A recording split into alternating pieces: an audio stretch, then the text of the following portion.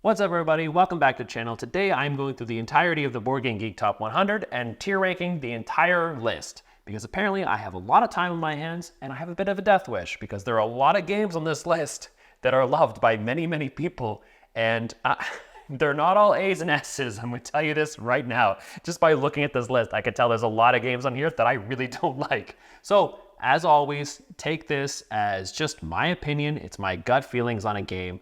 Take it the same way you would take it as if you asked your friend at a bar to give you his opinions on certain games. He's not going to give you that YouTube content creator spiel where he goes like, you know, the game's just not for me, but I really think you should buy it. I think you'll like it. No, he just says this game is shit, this game is great, and that's what I'm going to do now. No mechanical deep dives, no rambling on about component quality, or how the theme perfectly captures some sort of systemic social issue. No, these are just my opinions on bits of plastic and cardboard. So if I say I don't like a game that you enjoy, don't let that take away from the fact that you enjoy the game.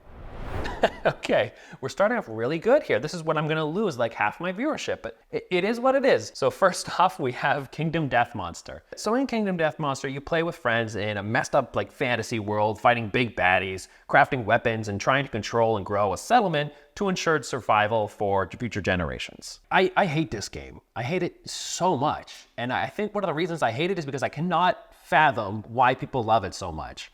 The combat system is so bad. It's so bad, it's so bland, and it's so boring. You take something like Gloomhaven and you compare it to Kingdom Death Monster. Gloomhaven far surpasses Kingdom Death Monster in terms of its combat. And I know it's mostly about the settlement building, but I couldn't give a rat's ass about the settlement building. I think that's boring too.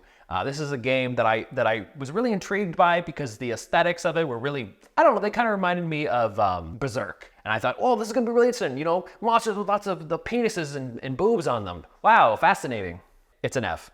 It's an F. The sculpts were really pretty, but the game was incredibly lackluster and boring and awful, and I never want to play it again. I told you, we are burning bridges. That's what we're doing here. So next up we have Twilight Struggle. So in Twilight Struggle, you play as either the USA or you play as Russia, battling with cards to exert influence across the entire globe. I really like this game because it has so much depth, and yet it's really not that hard to explain. You know, you play these cards and you play them for the action or you play them for the action points. And that decision space is so simple and yet so incredibly tight and so tense. Like, really worried, like, okay, should I be playing this for the action points? I really need those action points, but damn, this what that card does, it's so good. For this game, it has to be an A. It has to be an A. And next up, we have Barrage. So Barrage is a resource management game where you're building dams and increasing your storage capacity to deliver power. But theme aside, you're just trying to be as mean as possible to everyone else. That's the name of the game. That's what makes Barrage so special. I really wanted to love Barrage. I have it, yeah, it's sitting on my shelf right here. I purchased it because people were like, oh, if you like mean games, you're gonna love Barrage. And the first couple times we played, it just went off like a lead balloon. I don't think people fully understood it, myself included, so we didn't know the perfect strategies to try to steal other people's water and get the most victory points. And it is one of those games where you kind of have to pick a really good starting point, because if you sort of mess that part up, you're gonna be snookered for the rest of the game. And so our first two playing experience was really bad, so I kind of have to put this at a C for now, but I'm not gonna excel the game. I generally think this will rise over time. I think it will, I hope so. And next we have Mechs versus Minions. So in Mechs versus Minions, you play with some friends to take down wave after wave after wave of tiny baddies, all while using programmable actions and big ol' mechs. This is another one of those games where I'm not entirely sure why it's occupying a spot in the top 100. It seems like a beer and pretzels game, which is great, which is fine, but it almost seems too complicated to be a beer pretzels game and too simple to be a game that I can really engage with and sink my teeth into strategically. And so it just sort of occupies this middle ground where I'm sort of thinking like, who's the audience for this? Because it doesn't feel like it's me. I just felt terribly bored the entire time. And it didn't feel like I had impact, but it didn't feel like I was making really interesting, you know, awesome strategic decisions. It was just like, okay, I'll kill these monsters over here. I'll kill these monsters over here. Okay, we're done now. Oh, great. Okay, now go on to the next story. And the other problem I had was that whenever we played 4 players, there was always one player, it seemed, that was sort of getting the shorter end of the stick when it comes to cards. And you could just tell that they were having a bad time just due to things that were sort of outside of their control. And that's not fun. That's not fun at all. So I'm going to put this, it's not awful. I'm gonna put this in the D. And I'm not putting it in the D just because I'm a Dota 2 fanboy. I generally don't particularly like this game. Next, we have On Mars. So On Mars sees you trying to settle Mars and build a self-sustaining colony by placing a worker, building structures, and completing missions. I really enjoy it. I think the theme comes through pretty decently. I really like that idea of like having to shift from one side of the board to the other side of the board and trying to scoop up all the worker placement spots before your opponent does. It was a lot of fun at 2 players. I haven't played this with more than that, but I'm excited to try it a bit more than what I have played. I think I've only played it like once or twice. For now, I think it's sitting at a B. I really enjoy it, and I'm excited to see if I really love it. Okay, so this is gonna be a good one. The next one is Anachrony. So in Anachrony, you play in this sort of post-apocalyptic world, trying to do your best for your faction and gather as much resources as possible before you leave this sort of doomed Earth. And to do so, you'll be placing your workers in giant mechs and then placing them on the planet to gather resources and hire new specialists, all to get as many victory points as possible by the time you leave Earth. I've said this many times about all Mind Clash games. I love how cumbersome and complex they are in the best possible way. I like that feeling of just being overwhelmed with lots and lots of different choices. There's just something about their games that I really, really enjoy. And Anachrony, I love it. I love it. And yeah, I'm a sucker for that thing. I know it's kind of gimmicky where you're taking your worker and you're slotting it in that little mech and slamming your mech on the table. I don't care if it's gimmicky. I love it. I love it. So for me, this is an easy yes. Yeah, I love this game. We got a nice even spread so far. All right, so next up is Pax. So in Pax, you're playing as an Afghan leader trying to create a new state after the collapse by playing cards, to add units to disrupt other players, and build your own row of cards. I've only played Pax once, but I remember enjoying it quite a bit. It is a really solid area control game, and I think I'm going to stick it around the B section. I didn't love it, but I definitely liked it. Up next is Eclipse. So Eclipse puts you in control of a vast interstellar civilization. You explore new star systems, research technologies, and build spaceships, all of which to wage war in the most Euro fashion possible. But it's one of those games that eventually I just sold because I thought I was going to get something, and I know this is kind of not how it was sold, but I think it's how a lot of fans sold it. It was sort of like Twilight Imperium, but Euro and shorter. And it did capture some of that, but a lot of it just kind of felt a little boring sometimes, and it ran a little longer than what I wanted to dedicate to a game like this. Eclipse it's a B. It's a B. I likely will not play it again, but it is by no stretch of the imagination a bad game. It's a really good game, but not good enough to be an A or S. Next, we have Food Chain Magnate. So you play as a fast food joint owner, trying to break your competition and make the best fast food place in America by hiring employees, building new franchises, and generally screwing with your opponents until they weep and essentially just rage quit the game. Food Chain Magnate it's a lot of fun to play. And a part of that reason is because if you've been a long time viewer of the channel, you know that I like really mean games. And Food Chain is really freaking mean. It is incredibly mean. And the tough thing is, while I really enjoy that, it can be really hard for other players. It's not like when you play a 60-minute sort of party game and there's some meanness to it, and you take it with a grain of salt because you're like, we're only going to be playing for an hour or so. If I get screwed over, who cares? In Food Chain, you could be playing for like 3 to 4 hours. So if you're getting boned like in the first few turns, right, or the first hour, you're not going to have a good time. And so for that reason, it just doesn't hit the table as much as I'd like. So unfortunately, I'd really love to give it an S, but if I'm not playing it, I think it's got to sit at an A. It's an A. Next up is Kanban EV. So Kanban is an economic worker placement game that sees you go through the entire production line from blueprint to sale, building your own automobiles. So Kanban is a game that I really should enjoy because, again, I really love Lacerda games, but this is one of the ones that I dislike the most. And I think it's because, despite the fact that it's probably one of his stronger themes, like it generally does feel like you're building a car from start to finish, as if I know what that's like.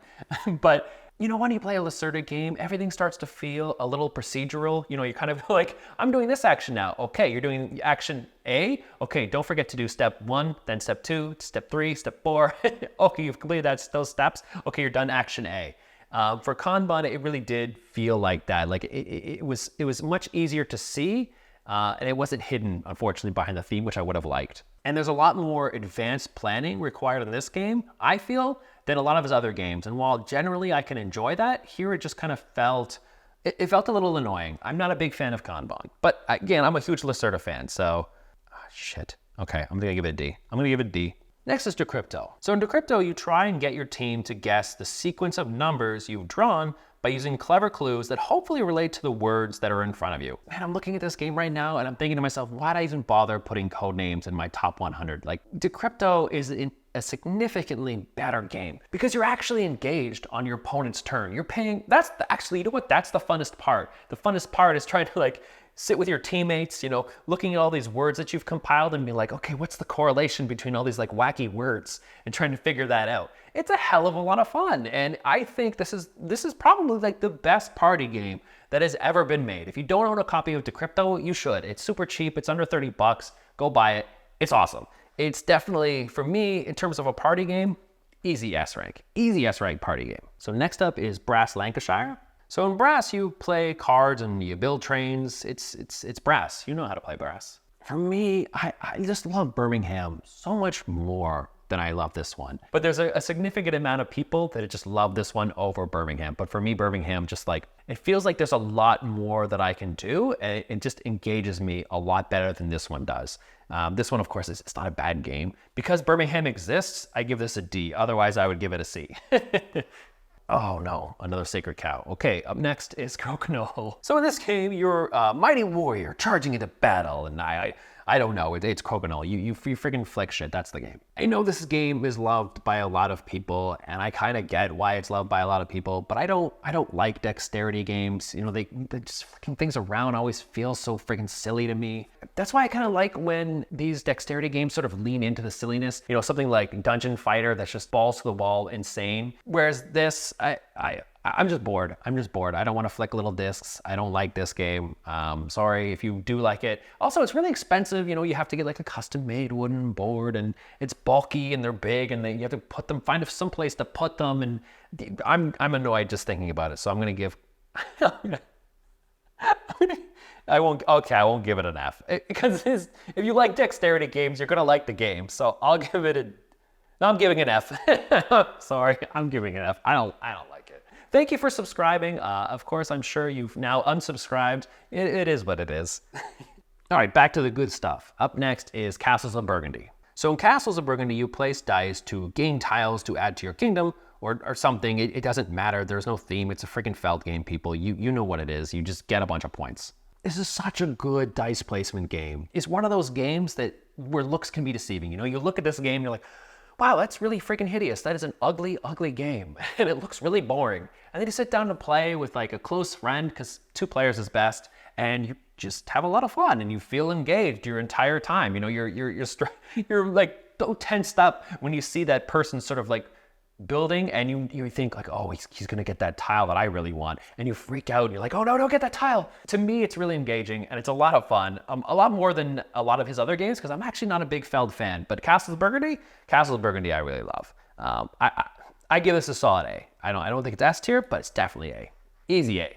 Okay, let's lose some more subscribers by ranking Power Grid. So in Power Grid, your goal is to supply the most cities with power as possible by building routes, connecting cities, and bidding to purchase power plants. So in Power Grid, the bidding is fun. The game is relatively intuitive. You know, the theme sort of fits, and it's somewhat easy to explain. But with all that positive bullshit aside, I don't like Power Grid. I don't like it at all. And it's one of those games that I really tried, because this is back in the early days of my board game career, where you'd see Power Grid on like people's list of top 10 games all the time. You're like, oh, Power Grid, I better try that. So I bought it and I tried to love it, and I just kept thinking, okay, there's something wrong with me. And I kept playing it and playing it and playing it, and every single time I just hated it. I hated it more and more and more. It's another one of those games where one player could sort of have a really shitty start and they just kind of get like just destroyed throughout the rest of the game. Even though the game has a catch-up mechanism, but even the catch-up memechanism just kind of felt dumb. The whole affair just felt a little clunky to me. And so in the end, I just gave up trying to play it and trying to enjoy it. Maybe it is just me. Maybe I'm the only person in the world that doesn't like this game, but I just give it a D. I give it a D. It's not awful, but God, man, I don't like it. I don't like it. And it's time to take a trip to the Victorian era with Obsession. So in Obsession, you take your family to new social heights by hobnobbing with local gentry, hosting exciting lawn bowling parties, all in effort to court the sexy Fairchild siblings. What a pair. Me and Kim and I are just huge suckers for those worker placement games where the workers have their own individual powers. It's one of the reasons why I love Argent so much. it's just, I don't know, it just takes it and it brings it to a next level of fun for us. And this is a really, really solid 2-player game. I love taking my family and like genuinely thinking like, okay, I gotta boost my social standings here. It's time to host a lawn bowling party. And the funny thing is that I still like the game despite the fact that it can be, at least in terms of what your goal is, be a little repetitive. You know, like trying to court the Fairchild siblings is over and over and over again. It's kind of bland. Like I wish there was an expansion that offered like I guess a different objective. Even though the ultimate objective is to get the most points, I would like something a bit more. But regardless, I still love Obsession. Obsession is awesome, and whenever a new expansion comes out, I usually just instantly buy. I think it's great. It's easy A game, easy A. Next up is the huge hit Wingspan. So in Wingspan, you play as a bird watcher trying to collect rare sightings by playing down bird cards on your tableau and doing your best to chain as many special actions as possible. So I started off, like a lot of people, really enjoying it, and then the more Kim and I started to play it, the more kind of bland it just ended up feeling. And I know a big part of that is the fact that Kim really hates it, and so I think her hatred for the game, slowly over time, just started like enveloping me and washing over me, and she would just say all these things that she doesn't like the fact that the actions just feel a little boring, and that the birds themselves all kind of feel samey, and I just kind of like, I took that in and I was like, no, I don't like the game. It sounds like it sounds like I'm gearing up to give this like an F, but it is still a decent game. It's a perfect C game.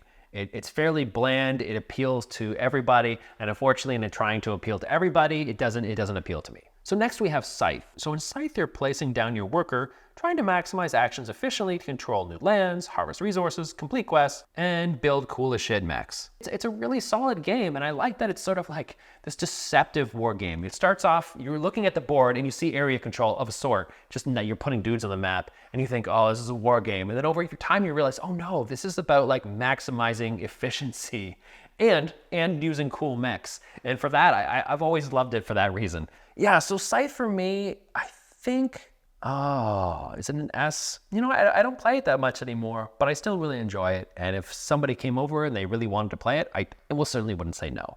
So I think that sits in the A. It sits in the A. And now it's time for one of the best board games ever created, Through the Ages. New Story of Civilization. Through the Ages is the definitive civilization game that sees players drafting and playing cards to gain resources, amass armies, conquer territories, and just generally beating up whoever's the weakest civilization at the time. Through the Ages was going to be my #1 game in my top 100, but of course it got bumped by Risk and unfortunately didn't make the list at all. But it is my favorite game. I love everything about it. I love agonizing over your event cards and, you know, secretly playing that event card and looking over at people and being like, you're going to get screwed by that event card when it pops up. And the card row is always really interesting to see. You know the cards that are coming, but you don't know when they're coming. And so you're like, okay, do I upgrade my mind now or do I wait for the next age? Everything about it just makes me so incredibly happy when I'm playing it. And I don't care. I don't care that it's like a 4-hour freaking game. I've always said that I'm perfectly fine to sit down and play the same game for hours on end, is so long as I'm engaged the entire time. It has to be not complicated, but it has to have enough depth to warrant playing that long. And Through the Ages, no game that I think, in my opinion, has as much depth as Through the Ages. I love it. I love it. Through the Ages, obvious S tier. And like I said, would have been my #1 game, but like I said, I put Risk on there for good reason. Next, we have everyone's favorite ugly game, Dominant Species. So in Dominant Species, you play an animal class, doing action placement to survive and control as many terrain tiles as possible while propagating your species. Man, this game is just, it's ugly as shit. Like, I know a lot of people, they like that sort of abstract look to it, and I kind of get it. I guess it could be a little visually messy if it was like actual, you know, dinosaurs or reptiles or whatever that you're placing down. So I kind of get it in that way, but I would kind of like a bit more theme to shine through. But this game, it is a really good game. Unfortunately, I don't play it very much. It's another one of those mean games. At least my player group doesn't seem to want to play really long, mean games. So unfortunately, I have to give this a B or an A. I'm going to give it a B. It's a really good game, though. It is a really good game. I wish it was a little shorter. Next, we have my favorite trick-taking game, The Crew. So The Crew is a cooperative trick-taking game where you work together to get rid of your cards without telling people what cards you have, because that's apparently fun to some people. This is a game that I was expecting to completely despise. I hate tricking games. I hate them so much, and I have no idea why they're so popular and why there's so many variations of them. Kim's family plays this game. I don't remember what it's called. I don't know. I'm going to say Alderman, but I don't know. What it is, it doesn't matter. But they play this game and it just doesn't feel like there's any strategy at all. And it's a trick-taking game. And it just, they play it for hours. They play this short little game for hours and hours on end. And I hate it. I hate it so much. So when I played The Crew, and I was actually shocked that it was a trick-taking game that I actually ended up enjoying. This isn't the best game by any stretch of the imagination, but the fact that it was able to entertain me, despite the fact that it was a trick-taking game, I gotta give it a B. I gotta give it a B. I'm happy I own it. It is a fun game to whip out at the end of the night when you want to kind of work together for 15 minutes and then yell at somebody because they're the ones that messed up and they're the reason that you lost the game. It's good for that reason. So next we have Great Western Trail. In Great Western Trail, you're a cattle rustler, bringing your livestock to Kansas City for profit while buying more cattle, purchasing buildings, and hiring workers to get as many victory points as possible. This is one of those few games that is a sort of somewhat kitchen sink hodgepodge of mechanics where it's like, oh, here's some deck building, here's some worker placement, here's this, here's that. And for me, it just seems to work. Every one of those components in the Great Western Trail hits for me. It's really tight and it's tense and yeah, there's a lot of luck involved because like, oh man, there can be so many times when you're just before Kansas City and you get rid of one card because you're like, well, you know, I'm sure I'll get a better card the next time. And then when you go to the next worker placement site, you ended up pulling up cards that are just like complete trash. And then you end up at Kansas City with a garbage hand. Those times are frustrating, but the game is still a fun. So for me, this game, it's an A. It's an easy A. I wouldn't say Great Western Trail is an S game, but for me, it's an A. All right, let's crap on some more top 100 games. Next up is Cthulhu or Cthulhu Death Must Die. So in Cthulhu, you're doing something a little different. You're not trying to stop the Elder God from coming. You're summoning them to essentially kick their ass through multiple scenarios, all to reach the big man himself and take him down. So this game, it just fell flat for me and my friends. It was one of those things where the Mythos deck in this game just felt incredibly random and it felt like it was really hard to plan. And so after about 3 plays, or maybe it was 4 plays, we just gave up. We weren't having a lot of fun. And I read all these reviews of people just like gushing over this game. And it's one of those things where I couldn't really understand it because the choices that I was offered in the game didn't seem particularly interested. And there were times when it felt like things were on autopilot. But yeah, I didn't hate it. I guess I didn't hate it. So it's a D. It's a D. Okay, so on the opposite end of the spectrum, we have Beyond the Sun. So Beyond the Sun players are sort of blasting up a tech tree to gain new ways to conquer distant planets and advance their faction into the future. Relatively ugly tech tree on these cards would be so interesting. I like it so much. I love putting my worker there and trying to make sure like, okay, what technologies do I need to do the things that I have to do? And even the area control portion of this, which I think is the weakest portion of the game, I still like it. I like, pushing people out of planets when you go and you try to conquer them. I love, looking over at somebody who has like 3 or 4 spaceships on a planet, knowing full well they're going to try to colonize on their next turn, and then just getting in there and pushing them out. That's fun. It's fun to me. Like I said, I'm a mean player. So for me, Beyond the Sun is an easy S game. Next up is Race for the Galaxy. So Race is a civilization builder game in space where you'll be playing loads and loads and loads of cards to conquer new worlds, develop awesome technologies, and ship lots and lots of cool alien goods. So Race is a friggin' classic. Everybody loves it. I think it's a really solid 2-player game. I do really enjoy it, and I know this is going to be blasphemy, but I love Roll for the Galaxy more. I love it a lot more. I find it's a lot more fun to play with more than 2 players than Race is.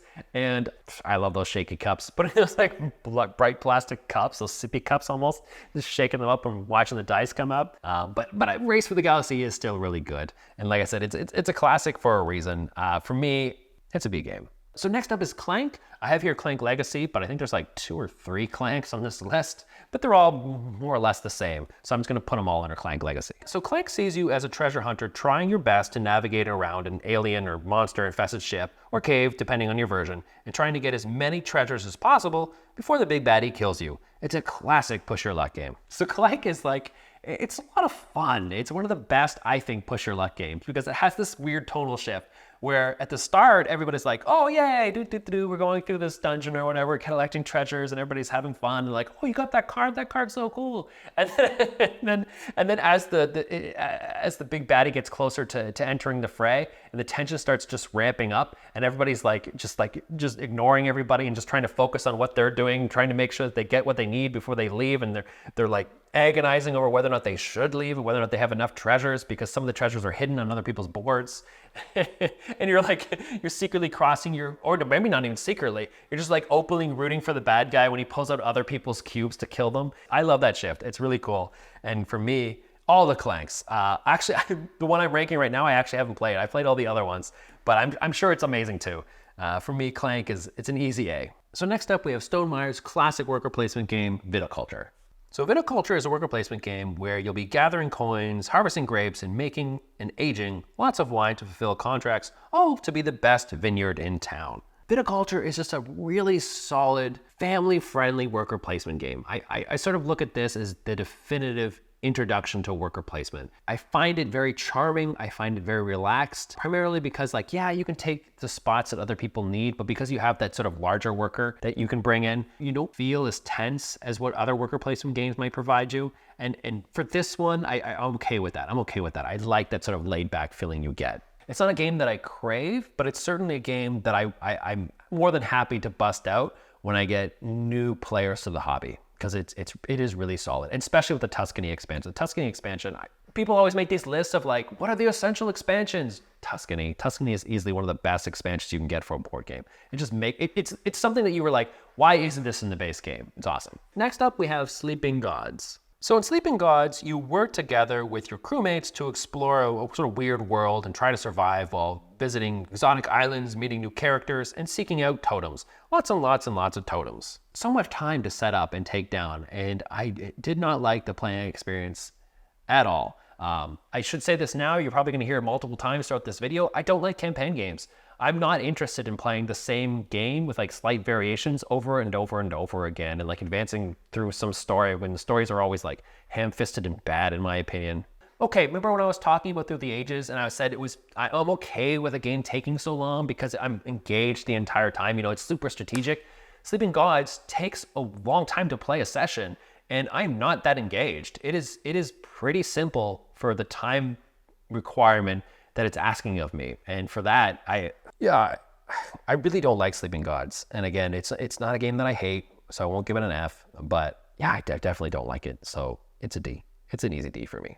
Okay, and getting more positive, we have Mage Knight. So Mage Knight has players playing cards to battle scary monsters, explore caves, sack and pillage local towns, and hire super cool baddies to join your team and basically emulate Heroes of Might and Magic absolutely perfectly. Mage Knight is such a good game, and it's a good game that I wish it was shorter. I wish it was like a little shorter, just because it's so hard to get this thing to the table. And yet when it does, when I am able to get it to the table, whoever I'm playing with, I know they like longer games and more complex games, they always love it. They always love it. The rules are a freaking nightmare to get through, but man, it's so much fun. This game, like I said in the intro, this is Heroes of Might and Magic, the board game. And like I said, my top 100, I really wish my dad would have been able to play this, because I think he really would have loved it, because he loved Heroes of Might and Magic. I can totally understand that this would be a game that's not people's cup of tea, but man, I love it. I love it. God, I wish it was shorter. I do. I wish I could play it more. But for now, it's just an easy S game. I know a lot of people play it solo, but that's not particularly my jam, so I'll play it with like 2 or 3 other people. Next, we have Le Havre. So in the game, you're building structures, upgrading goods, and feeding your workers, because you're always feeding your workers in these damn games. So I can tell that this is a really well-designed game, and yet despite that, I just don't like it. I don't like it. It's one of those games where I feel like I'm constantly drowning in the worst possible way, where I never feel like I'm doing things that are fun. I'm just doing things that I have to do to not, suffer the negative consequences at the end. Yeah, I don't like those types of mechanics. They're not fun to me. It takes so bloody long, and I never feel like I'm getting what I want, and I'm just end up doing shit that I don't care about. So for me, I know this is I think this is Tom Vassel's favorite game, isn't it? But for me, it sounds like I hate it. I don't hate it. It's a good game. I could tell it's a good game, but I'm not interested in playing it again. So for me, it's a C. So next we have the brass that I actually enjoy, which is Brass Birmingham. So brass players play cards marking specific locations to build railways and industries, all to score lots and lots of points and steal other people's booze barrels. So brass is this brilliant exercise in overwhelming anxiety, where I am constantly worried that each action I take has to be of the utmost efficiency. I'm playing the game and I'm thinking okay, every turn has to count. And for me, that tension that the game provides, it makes it brilliant. It makes it absolutely brilliant. It's sort of like this wonderful blend between long-term strategy, because I can have a general sense of the direction I want to go, but then because I'm drawing cards that are sort of dictating the actions or sort of confines of the actions that I can perform, there's also a lot of like on-the-fly tactical decisions that are really fun to make as well. For me, it's easy to see why this has earned it's the #1 spot on Board Game Geek. For me, it's an easy S game. And next we have Star Wars Rebellion. So in Star Wars Rebellion, you take on the role of either the Empire or the Rebellion, and you command starships, fight on distant planets, and move around lots and lots of minis for hours and hours on end. I wanted to really like this game because I absolutely love War of the Ring. Fortunately, it didn't hit as well for me, and I think that's partially because I don't care about Star Wars. I know that's also blasphemy, but yeah, I don't care about the theme that much, but I could definitely see why this would be somebody's like favorite game of all time. But for me, it was just, it's a B. It's a B. It's still good. And my friend has a copy and he really loves Star Wars. So when he really wants to play it, I'll certainly play it with him. Next, we have one of Kim's favorite games, The Search for Planet X. So Search is a pure deduction game where you're doing scans and attending conferences, all in an effort to locate Planet X and various other space shit. So I'm not a big fan of pure deduction games. I like when deduction games sort of add in a bit more mechanisms beyond simply trying to deduce, well, in this case, where Planet X is. To me, pure deduction games, they never feel like a board game, you know? It feels like I just whipped open the newspaper while I was on the toilet and I started to do a crossword puzzle, you know, or trying to finish off a Sudoku.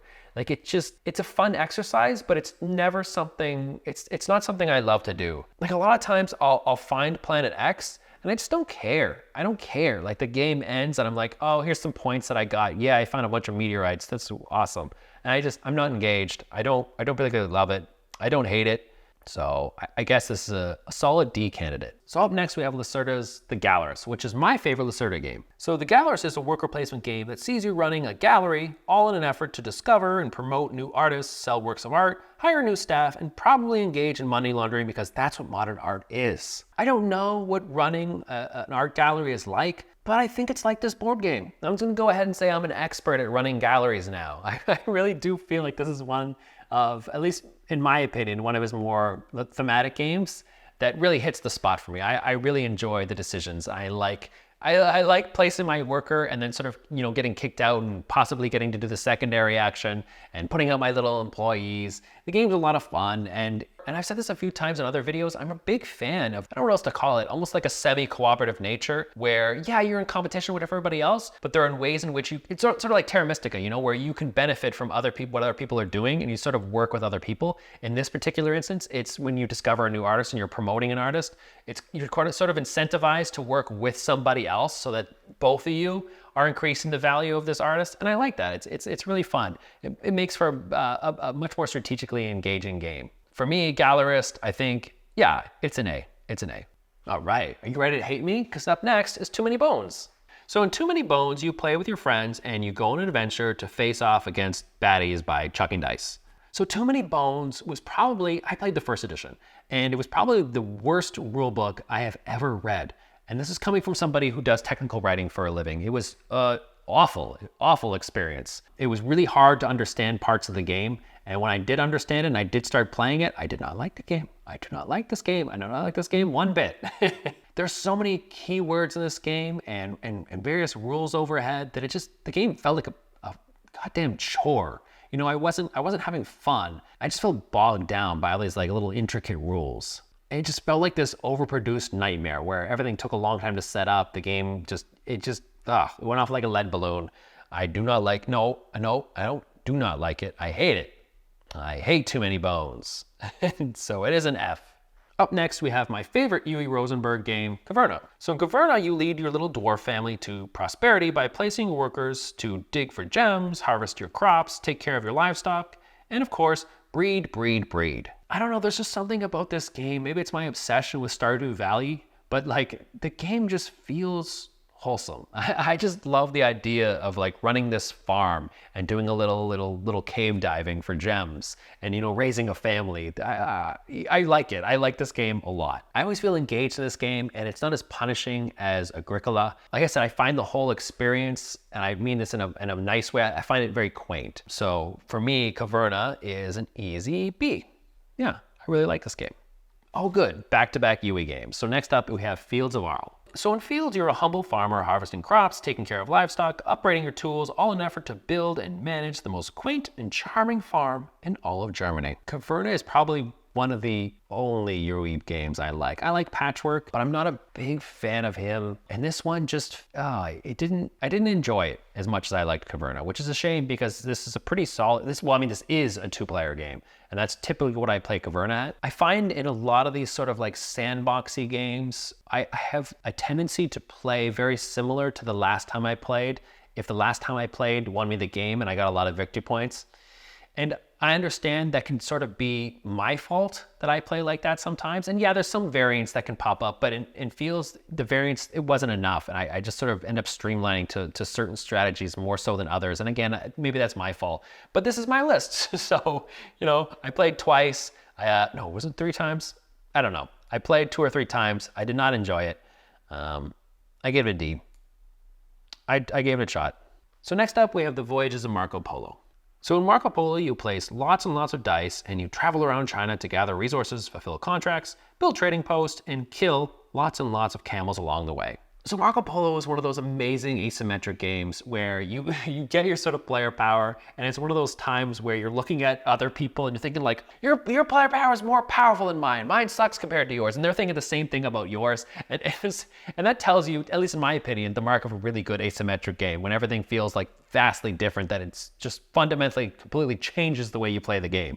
It's another one of those like really agonizing games where you're worried about every single turn, but you're having fun the entire time. And yeah, there's something about the game that's just really satisfying. It's a B. It's a B game. It's a good game. Next we have Cascadia. So in Cascadia, you'll be drafting and playing tiles to create formations of animals to score points based on the current game's objectives. I love the variability of this game and the constant adaptation. There's no strategy. You are just constantly sort of like adapting to what other people are doing and trying to decide things on the fly. And it's really enjoyable. I don't think Cascadia would ever be somebody's favorite game, but it's definitely one of those filler games that I really do enjoy busting out. Do I give it a B? No, because it's just not a game I particularly crave very often. I'm gonna give it a C. The C column's getting a little lonely. Cascadia can join Le Havre. Next, we have Clans of Caledonia. So Clans is an economic strategy game where you'll be building structures, trading and exporting goods, and just getting victory points. I remember picking this game up because I was playing the hell out of Terra Mystica, and people were like, oh man, if you like Terra Mystica, you should try Clans. And I did really like it. I think it's a really good game. I don't think it's as good as Terra Mystica, but it is solid. I did find that the variable player powers in this game were more interesting than in Terra Mystica, but I ended up getting rid of my copy because I wasn't as interested in playing again where I was in Terra Mystica. It didn't feel, I don't know, I just wasn't as engaged. So I'm gonna give it a C. Next up is Kim's favorite game of all time, Ark Nova. So in Ark Nova, you run a zoo and you play your action cards to gain more animals, complete objective cards, hire employees, and build structures, all to get victory points. So it's not my favorite game of all time, but I put this at the 2 spot in my top 100 because I really, really love Ark Nova. It's one of those games that we just see on the shelves and we crave it. We crave it. It doesn't matter if we played a week ago. It doesn't matter if we played a day ago.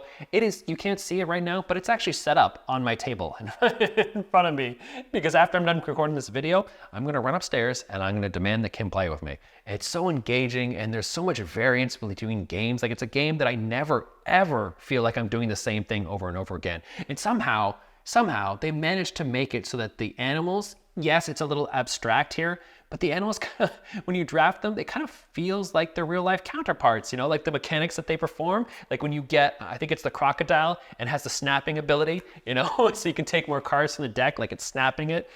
Yes, like I said, it's abstracted, but it's a cool and nice touch. It's just, yeah, I love this game. And I can't see there's a time when I would ever leave my collection. So easy S, easy S. Next, we have Marvel Champions. So in Marvel Champions, you create your very own deck to face off with some of the fellow Marvel heroes to fight iconic villains. Marvel Champions to me just felt like one of those games where I've put my brain on autopilot and I'm no longer thinking and I'm just kind of letting the game play itself. I don't particularly care how things end up, and I don't feel like I'm doing anything that's particularly interesting in terms of like, you know, how my cards synergize and combo off one another. winning and losing this game always just, the few times that we played it, it always kind of felt a little random. You know, just when we won, there was never a moment where I pointed to a precise thing that a player did and I said, like, yo, that's the reason we won the game, man. Good job on that. No, it just kind of feels like, oh, we got lucky on that flip, so hooray. I know a lot of interest in this comes from building your own hero deck. Yeah, that doesn't interest me either. I don't hate Marvel Champions, but I definitely don't like it. So I'm going to give it a D. Next, we have an incredibly unique game, Hegemony. So Hegemony is a brilliant game of class struggle. You play as the working, capitalist, government, or middle class, and play lots of cards, build businesses, and submit to the terrible forces of the evil, evil government. This is a game that I feel like I did a bit of a disservice to by placing it so low in my top 100. This game, we have played it a few more times since I did that list, and it's just shot up for me. It's shot up. It's so unique. It's so interesting and creative. Like, I play this game and I enjoy it every single time. It's a board game that somehow manages to encourage, at least at my table, role-playing. You know, like when the government starts increasing taxes, the capitalist class and sometimes the middle class like fume and rage. But when, you know, or when they give out free health care to the working class, the capitalist class gets crazy and goes nuts. It's just, I don't know how it happens or how they manage to do it, but it just hits at my table all the time. And so for that, oh, was it an A game or was it an S game? It's S. It's S. Yeah, it's S. Hegemony is an S game. And next up is Orleans. So in Orleans, you draw countless discs from your bag as you gobble up the resources from the main board and build lots and lots of tiny little houses. I want to say that Orleans is sort of like a laid back and chilled game because it sort of has that impression somewhat, but it's really not. It's really not. There's so many things that you're sort of racing towards. You know, like when you want to get that citizen tile, you're sort of looking over what other people are doing and like, oh, I got to get there before other people do. Or you're looking at certain resources on the main board like silk and you're being like, okay, what do I do to try to get that before other people scoop it up? And there's all these like little tense race type moments. Plus I just really love the aesthetics. I love that it looks like this like old medieval painting. Yeah, it's a really solid game and it's going to join this ever-growing B tier rank. So we've essentially reached that halfway point. So I assume if we made it this far and you didn't skip to the end like everybody else just to see the final tier ranking, then I thank you. And of course, if you would be so kind as to like and subscribe and do all the other YouTube crap, I would appreciate that. So let's get back to it. Next, we have Concordia. So Concordia is trading in the Mediterranean. You never heard of a game that conveys that theme before. And that's what makes Concordia so special. This is another one of those games that taught me never to judge a board game by its really, really bad, almost like poser art style cover.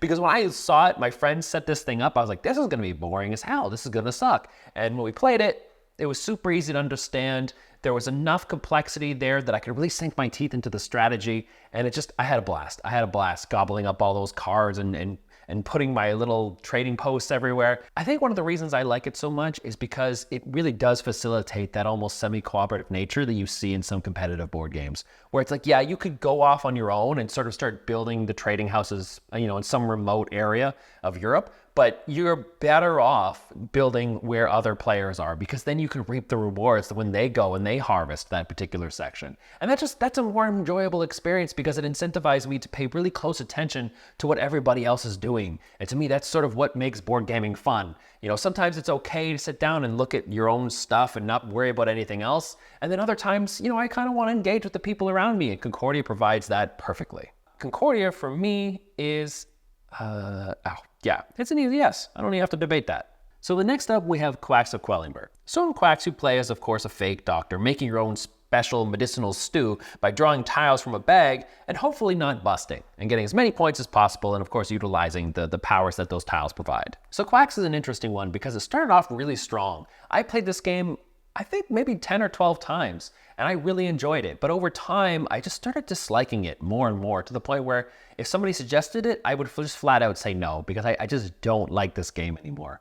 I think it's because there are some instances where you can't really mitigate some of the bad luck that you can get. You know, there's no stopping it from when, you know, you start drawing from your bag and the first few tiles that you're pulling are all the bad ones. Meanwhile, you're looking over at the person sitting next to you and that person's pulling in their best tiles, like first, second, third tile, all best tiles. And it's a little annoying to watch. Yeah, that makes me a little bitter, but it detracts from some of the fun of the game. So unfortunately for me, Quacks has fallen off considerably, and to the point where I don't even know if I'd say it's a C anymore.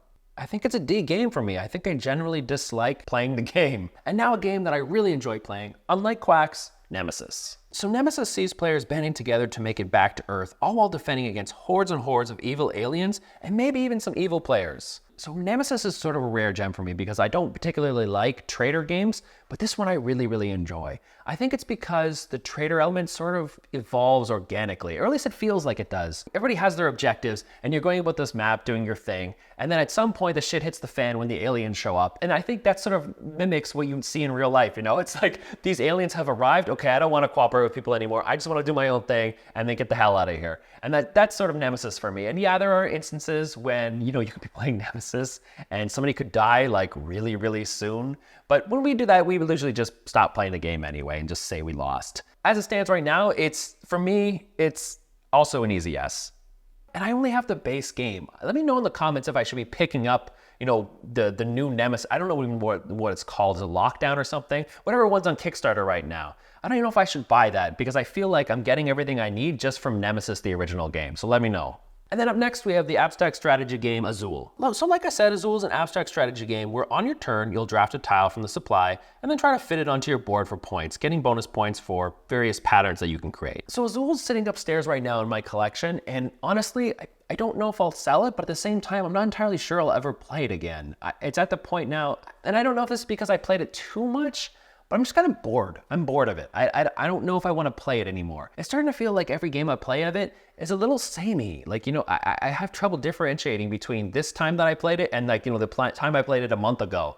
And that's unfortunate because I really did like it when I started playing it at first. I'm starting to feel like the mechanics that exist in this game just aren't engaging enough to really keep me interested. I don't hate it. If somebody really wanted to play it, I'd say fine. So, oh God, it's D or C. Let's do C. Okay, it's D.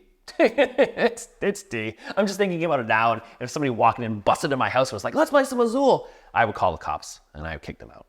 I'd be like, let's play Nemesis instead. And next we have Twilight Imperium 4th edition, or any of the Twilight Imperiums really. So Twilight Imperium is a giant space opera 4X game where you're leading your unique faction into planetary conquest, resource gathering, and all-out warfare both with ships and with diplomacy. I love the fact that it is known now as just an event game. You know, it's not a game that you fit in somewhere along the evening. It's a game that you have planned for, you know, for weeks. You're like, okay, what days do you have off? Because we got to get the entire day booked. Okay, you're going to have a babysitter for the kids on that day. Okay, we'll get some snacks. It's just like, it's really interesting. And unfortunately, that also means that it's a game that doesn't get played very often. Like, I'd be lucky if I could play this every 2 years. But I don't care if I can only play it once every year or once every 2 years. It's that special to me. You know, it's like going to a concert to like a really, really big band. You don't do it often, but when you do it, it's monumental. You know, it's awesome. I actually own 3rd edition. I don't know if 4th edition is that much better. Let me know if it is, because right now I'm just going to stick with 3rd edition. But yeah, Twilight Imperium for me is also an easy S. Oh, this is getting big. This S, look how positive I am. Look how many games I've given S to. Although I've given a lot of games D as well. Okay, so we're gonna have to break our S streak now with Feast of Odin. So in Feast for Odin, you will raid and explore new territories, collect goods, and do a bunch of other junk in this gigantic point salad game. Some of you probably guessed by now, I'm not a big Uwe Rosenberg fan. All these games, over time, they just start to feel very samey. And Feast for Odin, it just sort of feels like all his other games, even though I know he has these other mechanics like the tile placement and stuff, but even that just feels finicky and boring. Like I don't particularly like that portion of it, which is a fairly large portion of the game. So for me, you know, I'm not particularly impressed by this game. I don't think it's bad by any stretch of the imagination, but I definitely think it's what the C tier is made for. And next up, we have the contemporary classic that everybody loves, Terra Mystica. So in Terra Mystica, you play as a race of people terraforming and building structures to get a bunch of victory points or something. I don't know. I'm sure there's a theme here, but who cares? It's Terra Mystica. What do I have to say about Terra Mystica? It's a game that like dominates online board game play. It's incredibly well balanced, and even though I don't play it as much as I once did, I'll likely never get rid of it. And I'm not even a big fan of all the derivatives that came afterwards, like the Gaia Project and Age of Innovation. I think Terra Mystica is like, it stands above all of those, and I don't think you can recapture what Terra Mystica is. So for me, Terra Mystica it's an A. It's an A. Like I said, I don't play it as much, so I can't give it an S. But this is one of those games where like it is some people's favorite game. This is one of those games where this might be the only game they play. And so for that, that's an easy A. And next we have the Fantasy Flight Classic that you will never be able to buy in stores again, Battlestar Galactica. So Battlestar Galactica is a cooperative game that sees players navigating through space, trying to survive against the Cylons who are secretly among the crew. So Battlestar Galactica is one of those games that my friends freaking love, but I just don't. I just don't like it anymore. And I sold it. I sold it. I mean, big part of that is because from the money that I sold it for, I was able to buy a house because it's selling for a lot of money. But yeah, I just don't like it. I find the game to be incredibly tedious now. I find it much longer than what it should be. I find all the stuff that you have to do on the ship to be a very finicky, almost mini game like, where I'm not really enjoying myself unless I'm the trader. So for me, Battlestar Galactica, it's a C. It's a C.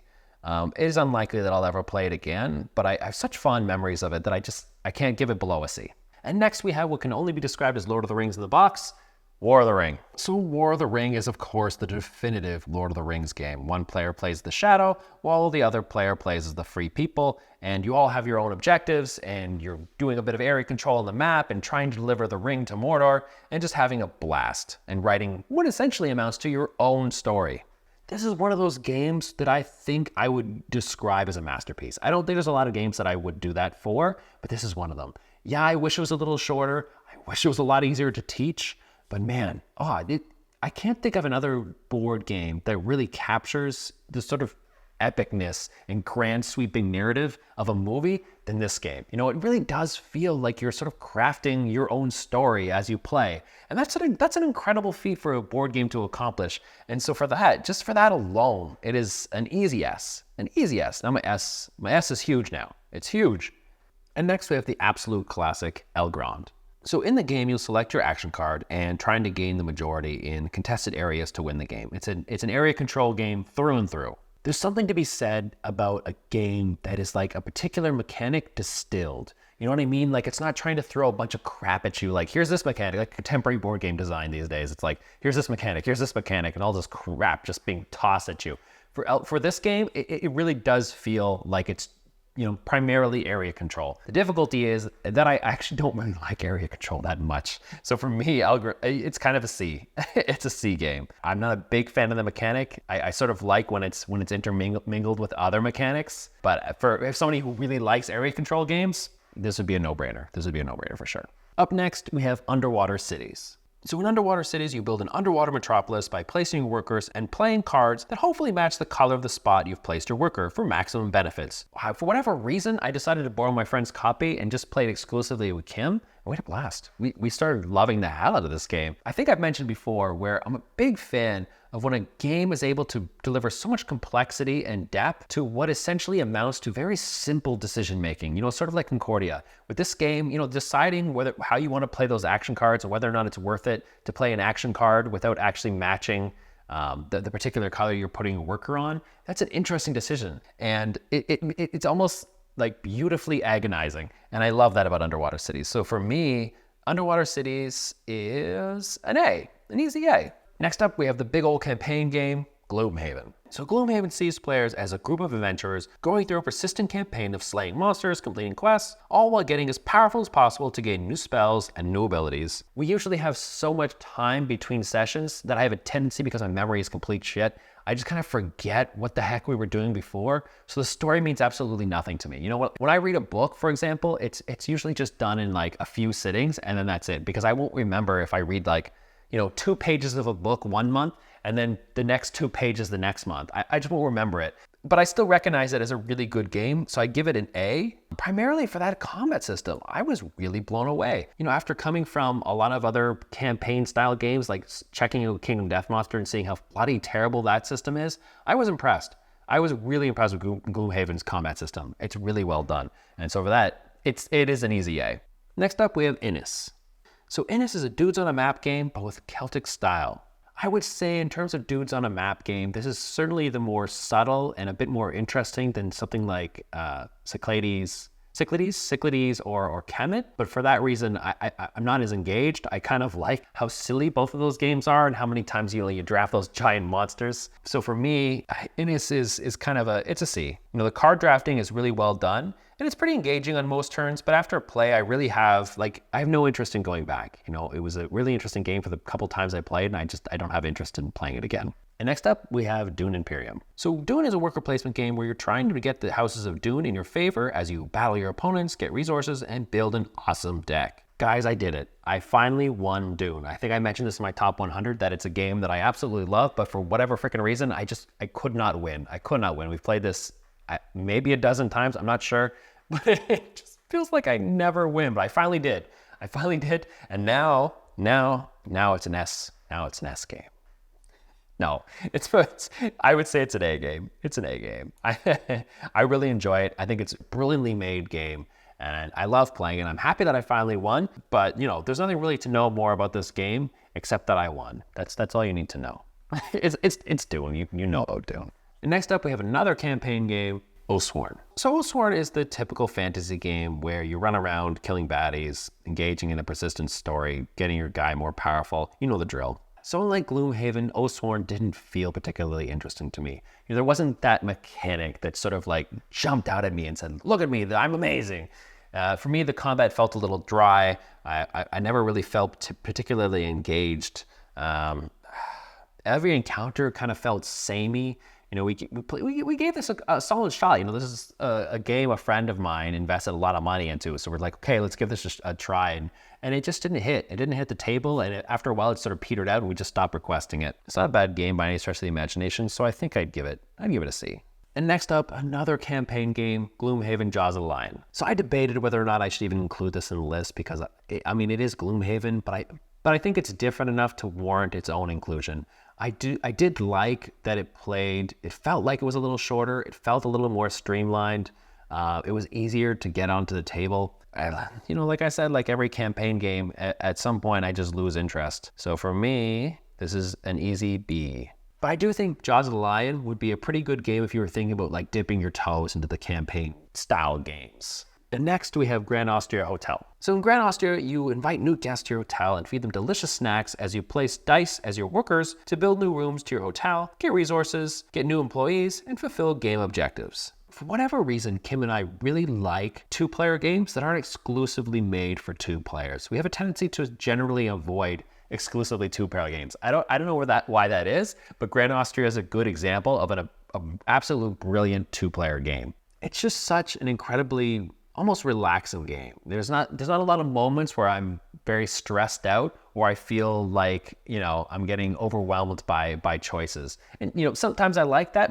Actually, most times I like that. But sometimes I want something that's a little more laid back. And Grand Austria provides that in spades. So for me, it is an easy A, and I think Kim would give it the same. Up next is Tainted Grail. Tainted Grail is yet another campaign-style game where you explore, kill, and engage in a bit of diplomacy here and there. So this is another one of those campaign games where my friend invested way too much money into and was really excited to play it. And then like the other ones, we just started hating it. For whatever reason, it just kind of felt, it felt like a grind. It felt like those old massive multiplayer games like EverQuest and Lineage. Do you remember Lineage or Final Fantasy?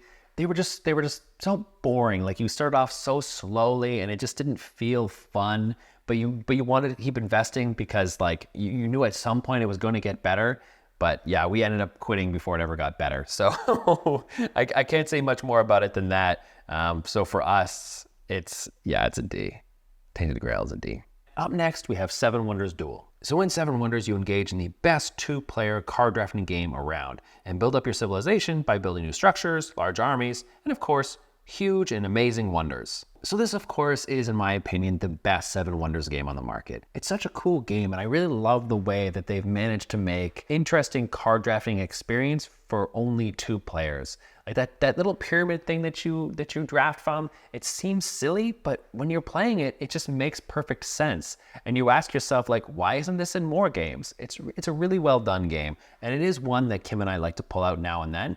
So for myself, it is a B. And up next is the reason you're going to unsubscribe, Agricola. So Agricola is a classic worker placement game, one of the originals, where you're managing a farm and feeding your workers. Always feeding your workers. So back in the day, I was a huge Fantasy Flight fan. Every game I played was an American-style game with lots of dice, lots of plastic, and I always saw those Uwe Rosenberg games as just these things I never wanted to touch with a 10-foot pole. But at some point, I started playing more Euros. And at that time, I decided, okay, I'm going to play all Uwe's games, and I'll play them all like back to back. So I was able to sort of compare all of them. And Agricola, for me, is just one that ended up at the bottom. Like, I acknowledge the fact that the game is far tighter than something like Caverna. Like, it's a lot more, your turns are much more important. Caverna is far more sandboxy, but I just like Caverna more. It's that feeding the worker mechanic that I just despise. I hate it so much. It feels like my decisions, in some sense, are sort of being made for me, and I don't like that. I respect Agricola for being, like the father of worker placement games, but I just, oh God, I really hate it. I really hate it. I'm sorry. I'm sorry. I really don't like it. Up next is another classic, Blood Rage. So Blood Rage is the classic dudes on a map game where you'll be drafting loads and loads of cards, smashing tons of Vikings, pillaging all the lands, and sending your brave men into Valhalla with a smile. Blood Rage is one of those games that are almost like a beer and pretzels game where you get together with some bros and you friggin' just destroy each other. and that to me is a ton of fun.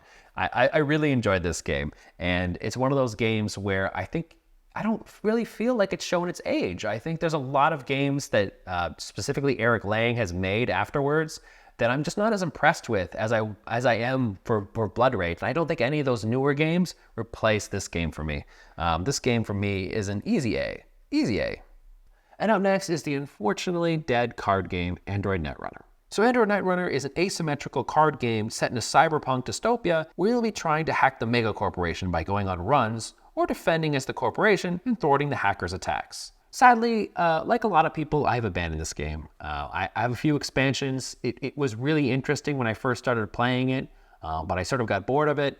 But I really respect what it was trying to do. It really did feel different from all the sort of exclusive two-player card games. I love that you're sort of trying to figure out, like, okay, where did they hide this? Where did they hide that? Oh, I'm going to sneak into here. It's a really interesting game. It's one of those games where it provides you an opportunity to really feel like you are outsmarting your opponent, and that's a fun feeling. But it is a good game, and it is well deserving of the B, because I think people still play this. I think it's fan supported, so if you still want to play it, you actually can. You can probably pick up the sets really cheap.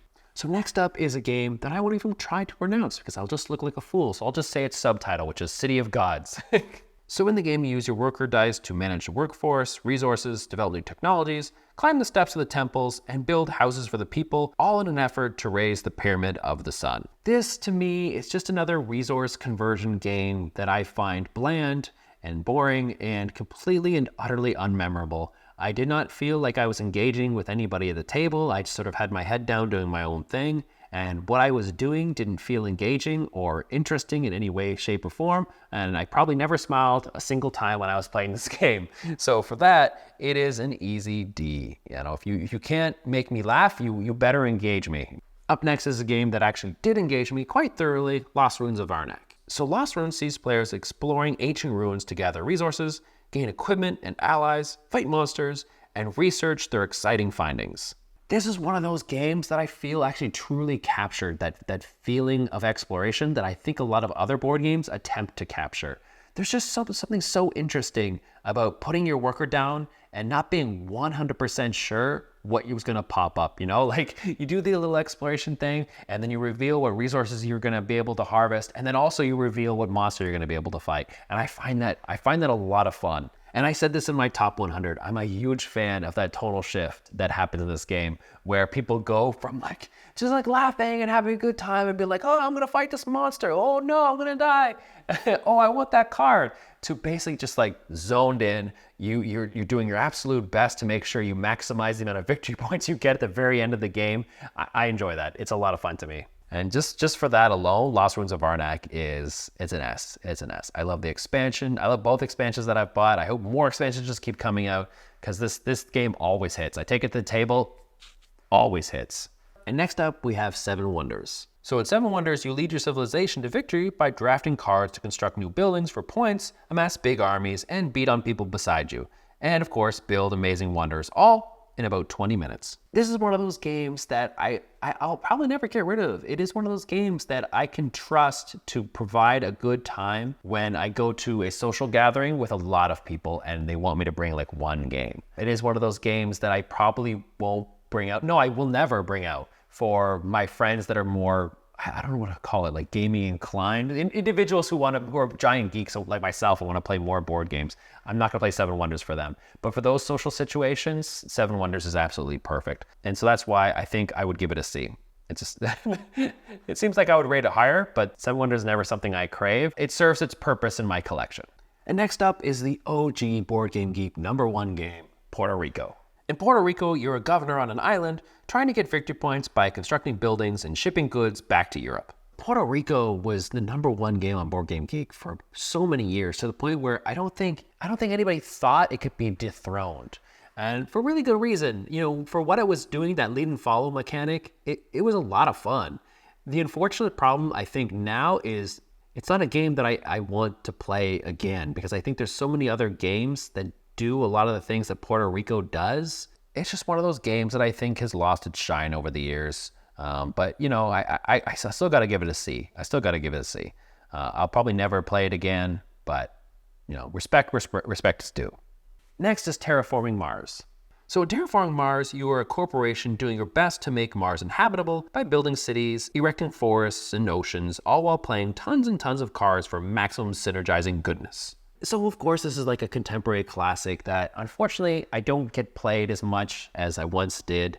I think there are a lot of games now that do that sort of card synergy thing a little better. And I think the game somewhat lost its luster. And I think part of the problem is that unless I can play with people who are dedicated Terraforming Mars players, it's not as enjoyable, because I have to keep reminding people throughout the game that the end game condition is largely player controlled. If people aren't doing the things that you kind of have to do to advance the game can get really long, and that's unfortunate. But it is one of those games where after you've played it, you feel very clever. You feel very clever when all your cards kind of work together and you've amassed this mass amount of victory points, and all the cards are like perfectly synergized with one another. So it's still a solid B. It's in my top 100. It's in my top 100, so I still really enjoy it. So, I'd give it an A. It's an A. Next up is everybody's favorite cooperative game, Pandemic. So in Pandemic, Pandemic, you friggin' thwart the virus, except this time there's a story or something, I don't know. I don't care about Pandemic anymore, and I certainly don't care about legacy games. You know, I know a lot of people are sort of thrilled by this idea of like, oh, this new game develops as you play. I don't care. I don't care that you've gotten one little extra power that lets you do this. I don't care that this does that. I don't like Pandemic anymore, but it's not a bad game by any stretch of the imagination. And I'm going to rate Pandemic Legacy as if it was just encompassing all Pandemic games, because I think there's a bunch on this list in the top 100. And Pandemic itself is a solid C game. It's a game that I have used many times in the past, at least the original Pandemic, to bring in a lot of people to the hobby that I thought would be more interested in cooperative gaming. And next we have 5 Tribes. So 5 Tribes is so simple. Just pick up all the meeples from one area and drop them all off on a new area, one at a time, until your last worker, in which case you pick up all the colors that are matching that worker that you placed. 5 Tribes is such a deceptively simple game, and that is what I love so much about it. The fact that I can explain this to people very, very easily, they get it right away. Their brain is running a mile a minute trying to figure out what the most optimal way to drop those meeples off. And for that, it's a ton of fun. And this is a great 2-player game. Kim and I absolutely love playing this game. And I especially like it because there's a lot of room to be mean. And I'm not just talking about like assassinating other people's meeples or, you know, using some of the evil genius to do evil crap. I'm talking about like making sure that if you have your 2 turns back to back, at the end of your second turn, this is a 2-player game, you make sure that you've left your opponent with nothing. When they go and they get to place those meeples themselves, there's very little options for them. And I enjoy that. I enjoy that because I'm a bad person. Just for that alone, just for that ability to be really mean to people in a deceptively subtle way, it is an easy A for me. Easy A. Next up is Mansions of Madness. So Mansions sees players playing cooperatively as investigators through various scenarios to defeat the big baddies, collect weapons and information, and solve the various puzzles. Now, I mentioned this before, I was a bit of a Fantasy Flight fanboy, and even at the time, I remember not liking Mansions of Madness very much. I find the new edition to be much better, the one that integrates the app, but even so, I found the decision space to be incredibly bland and uninteresting, and I found that while the app is very helpful, it felt a little intrusive at times. It felt, not that I was playing a video game, but it didn't feel exactly like a board game. And so for that, I'd say it's a C. Mansions of Madness is a C for me. And next is the game that has replaced Terra Mystica for some people, Gaia Project. So Gaia Project is Terra Mystica in space. The end. You don't need to know anything else about it. So this is one of those games where I'm flabbergasted. I'm blown away that some people seem to like this more than Terra Mystica. When I played it, it just felt like all the extra things they added they didn't add anything to the game. They didn't add anything that made me enjoy it more. They didn't add anything that made me feel more, intellectually, strategically engaged. It just felt like extra stuff. And everything that I did like about the game, well, that wasn't because of Gaia Project. It was because of Terra Mystica. So unfortunately, I have to give this a C. It's just not something. I can't give it a higher rating, because if I'm giving it a higher rating, it's simply because it's a derivative of Terra Mystica. And I know that'll upset some people, because I know some people really love that extra added stuff. But for me, I'd just rather play Terra Mystica. Next is the excellent cooperative game, Robinson Crusoe. So in Robinson Crusoe, you and your friends try to survive the savage wilderness as you build shelters, defend against beasts, research primitive technologies, and lose the game over and over and over again. This is a great cooperative game that is so brutal and punishing. It's the type of game you whip out when you want to teach your little kids that life isn't fair. Because a lot of things in this game just aren't fair. But damn, do I not have fun every time I play it. I love that sort of like that deck you're building for the future, and you're sort of shuffling things in that are bad, but you're hoping that you don't see it too soon. Like that apple you ate is going to be infested with something, and you're going to be sick on a few rounds. That to me is it's a lot of fun, and it tells a really interesting story. It's the same with the predators that sometimes appear. It's one of those games where I'm okay with the fact that it is very luck driven. There's just something about it, like I said, that just tells an amazing story. And I think it might have a lot to do with the fact that it is overly hard and overly luck driven. It is such a great game. I would give it a... we don't play it as much as we once did, so I'd love to give it an A, but I think I'm gonna have to give it a B.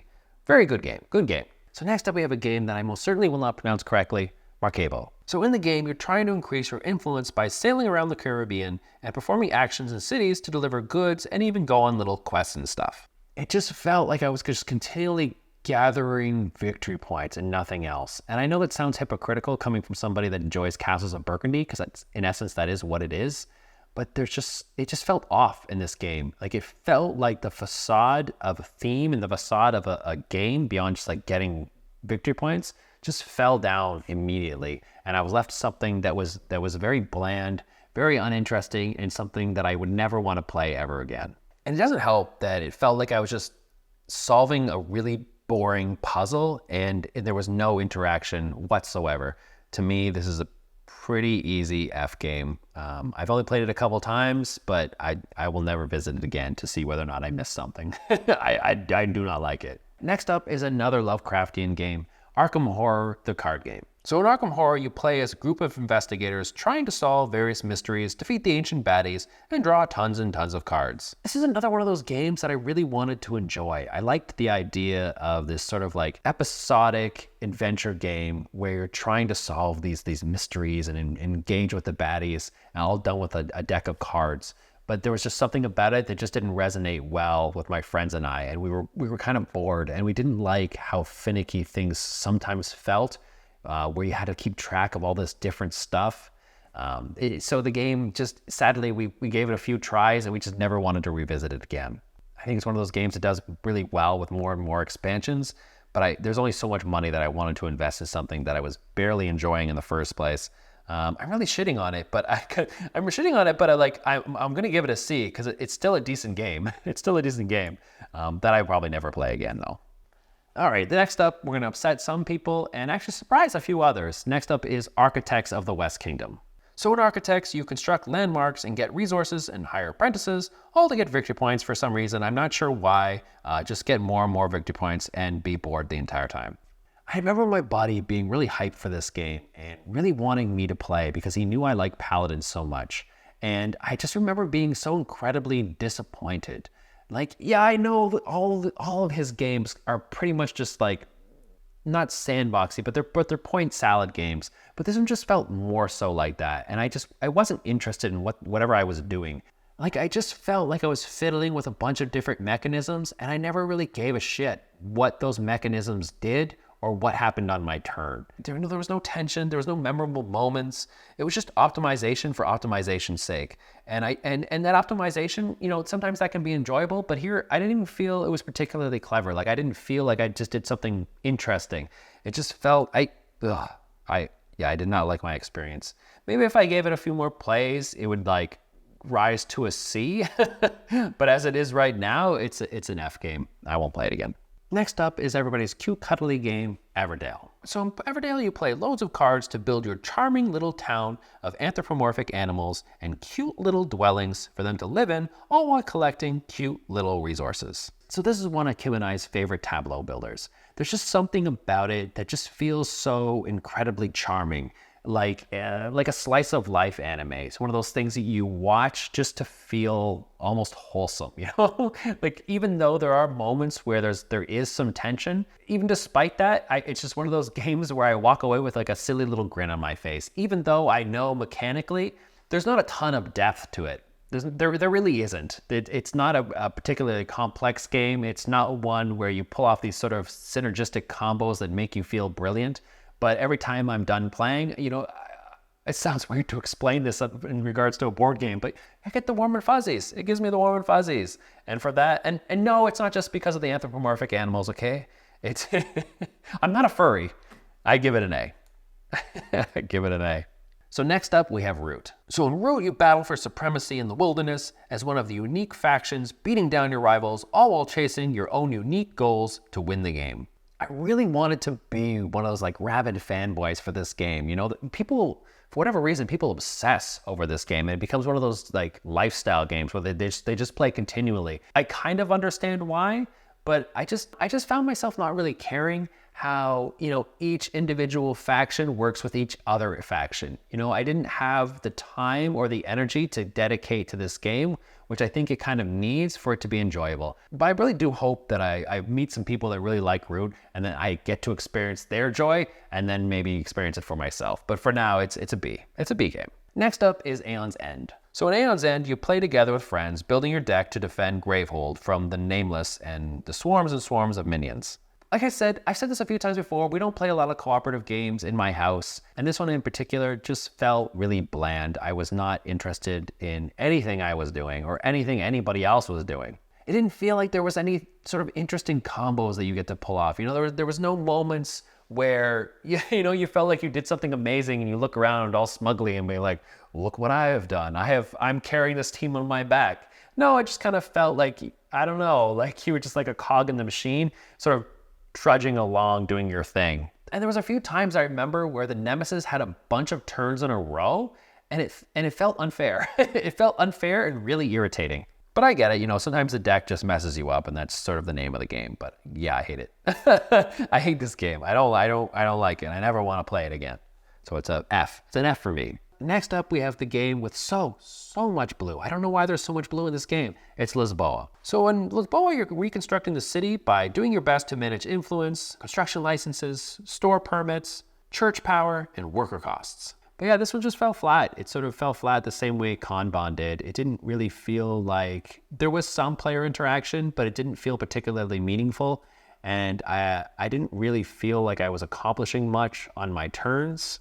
And so for me, the game was an easy D. I didn't hate it. Maybe I'd give it another chance, but probably not. It's a D game for me. And next up is the West Kingdom game that I actually really do like. It's Paladins. So Paladins of the West Kingdom, you just get a bunch of resources, okay? And you decide what Paladin you want to play for the future, what Paladin you want to play now, and then just get tons and tons of resources, okay? That's the game. That's the game. Paladin's another one of those games that has that really tight, interesting, and simple decision space where you're deciding, at least for the paladin mechanic, when you want to play that paladin. And I'm always really engaged in that decision. Just that alone makes it one of our favorite games from these designers. We really, really enjoy the game, even though we are well aware that it's kind of point salady. It is kind of just getting resources and the theme is kind of pasted on. But we really like it. I gotta be honest, I do think it's because of that paladin selection. It's such a simple mechanic, but we really enjoy making that decision. Yeah, so for me, Paladins it's an easy A. Next up is everyone's favorite racing game, Heat, Pedal to the Metal. So in Heat, you move your race car around the track and then blow up because you pushed your luck too hard around the last corner because you thought you'd never catch up to the leader. So Heat is a really cool push your luck game that I really wanted to love as much as other people seem to really, really love. I don't know if it's just because I'm not a huge fan of race games, but the game just didn't resonate with me that well. It was still good enough to, I think, earn its spot in, let's say, B. I don't like it as much as something like Thunder Alley. Thunder Alley is a bit more complicated, but I like that team aspect of controlling multiple cars at the same time. And I found the push your luck in Pedal to the Metal not to be as interesting as some of the other push your luck games that I enjoy, like Clank. And next up, we have another awesome Mind Clash game, Tocharian. So Tocharian is a forward planning worker placement game that sees you gathering resources, inventing new magic tricks, hiring staff, all in an effort to perform the best magic show in town. So Mind Clash games, like I said it before, they just bombard you with a bunch of like different little rules that sometimes can feel a little finicky and a little complicated, unnecessarily so sometimes, but I love it. I like how I have to forward plan so much in this to the point where like I generally start feeling like this high level of anxiety and stress, thinking like, okay, every turn counts and I got to make sure I do this before I do this, because if I do this first, it's going to mess up this. It's a lot of fun. It's stressful, and the game runs a little long, but it is a lot of fun.